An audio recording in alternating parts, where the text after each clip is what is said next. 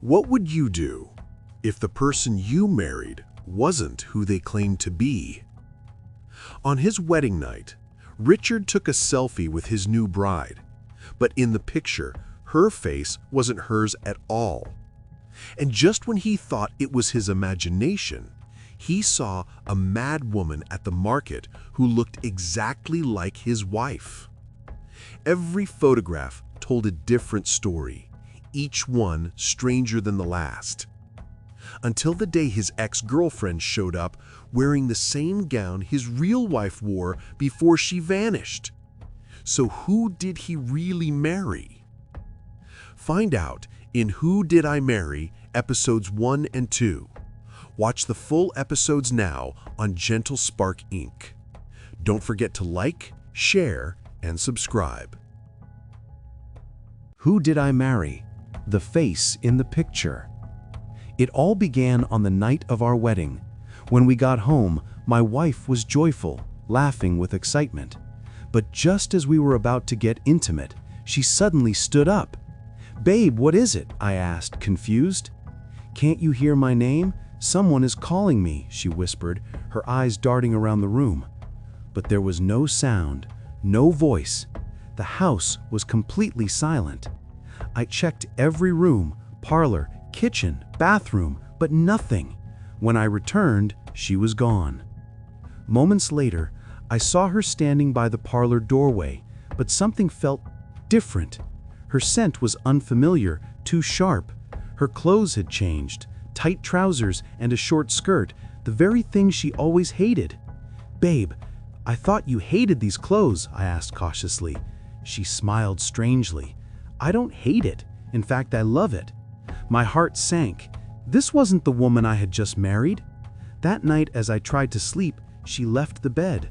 I peeked and saw her holding something in her hand, mumbling strange words. Minutes later, she returned as if nothing had happened. The next day, I suggested we take a selfie together, hoping it would calm my mind. But the moment I raised the phone, she snapped. She slapped the phone out of my hand, and just before it hit the ground, I saw it. Her face on the screen wasn't hers, it was someone else's entirely. Later, a delivery man came by. I asked her to collect the package.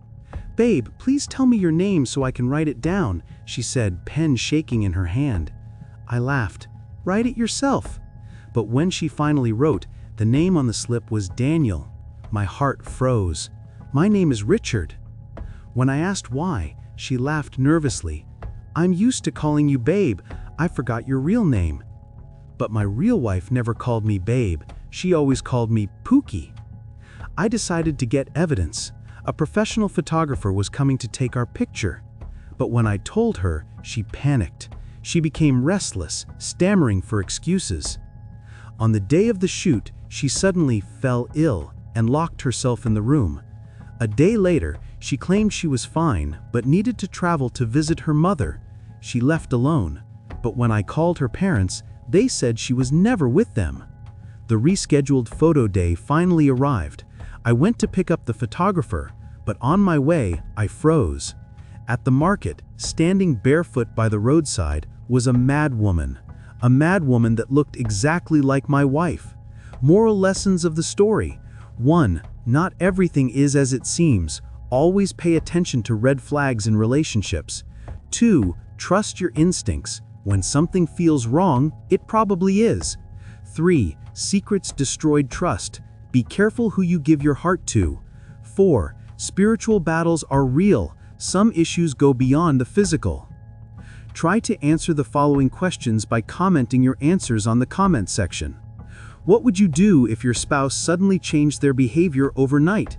If you saw a different face in a selfie with your spouse, would you believe your eyes or think it was a trick? Would you ignore this as a mistake, or would you start investigating? Why do you think she was running away from the camera? If you saw someone identical to your spouse on the street, what would you do? Call to action. What do you think is happening to Richard's wife? Is she possessed, an imposter, or something else? Drop your thoughts in the comments. Don't forget to like, share, and subscribe for episode 2. Turn on notifications so you don't miss the shocking continuation. Who Did I Marry? Episode 2. At the market, by the roadside, stood a mad woman. A mad woman who looked exactly like my wife. I wanted to turn back home immediately, but I reminded myself the photographer was on his way with me. That photograph would finally prove who I was living with. We got home, and there she was, my wife. Completely fine, calm, not mad at all. Was I hallucinating at the market, or was something else going on? When it was time for the picture, my wife suddenly excused herself and went into the room. I followed quickly, but she had already locked the door. I knocked, calling her name, but she ignored me. From behind the door, faint whispers, and an awful, foul smell leaking through the edges. Minutes later, she came out smiling, as if nothing had happened. We stood together and posed for the photograph. But immediately after the camera snapped, the photographer screamed, "Jesus!" He fell to the floor, shaking. I tried calming my wife down, but she was already angry. She insisted the photographer must leave immediately. He tried to speak, "Sir, please, I need to tell you something." But my wife paid her extra money and forced him out before he could explain. By now, my suspicions had reached their peak.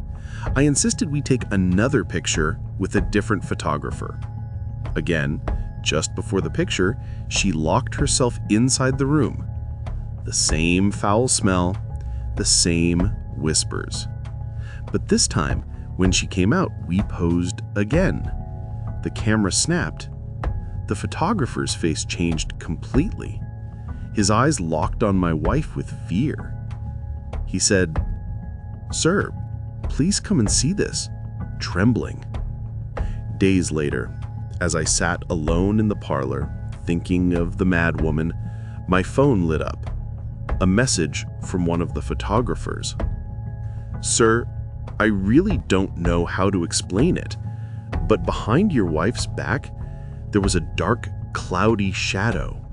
It may sound strange, but that's what I saw." My heart skipped. Fear wrapped around me like cold air. I grabbed my keys and rushed to the market. When I got there, I saw her, the mad woman. But the moment she saw me, she ran into the crowd. Weeks passed. One quiet afternoon, I was in the parlor with my wife watching Netflix. Suddenly, someone knocked on the door. I opened it, and there she was, the mad woman. But this time, she wasn't mad. She was clean, her eyes clear, her face calm.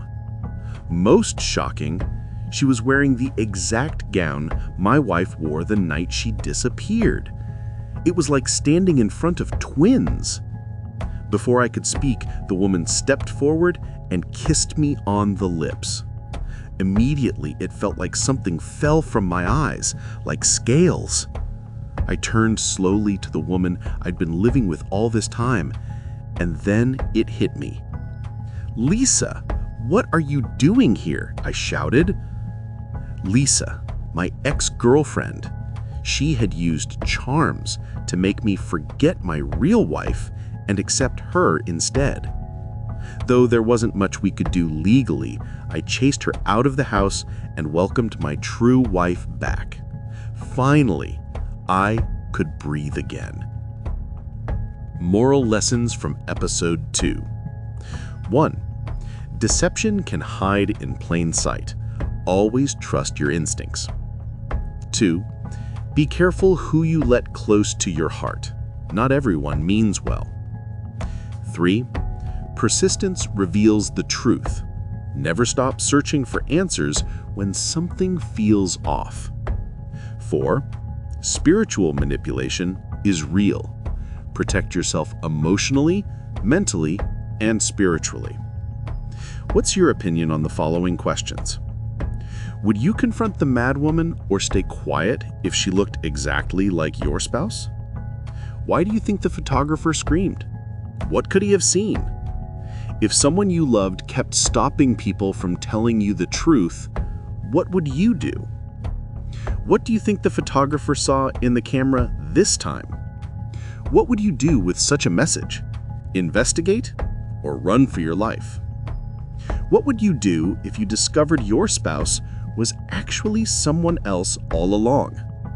What shocked you the most about episode 2? Drop your thoughts in the comments below. Don't forget to like, share, and subscribe for more gripping stories like this.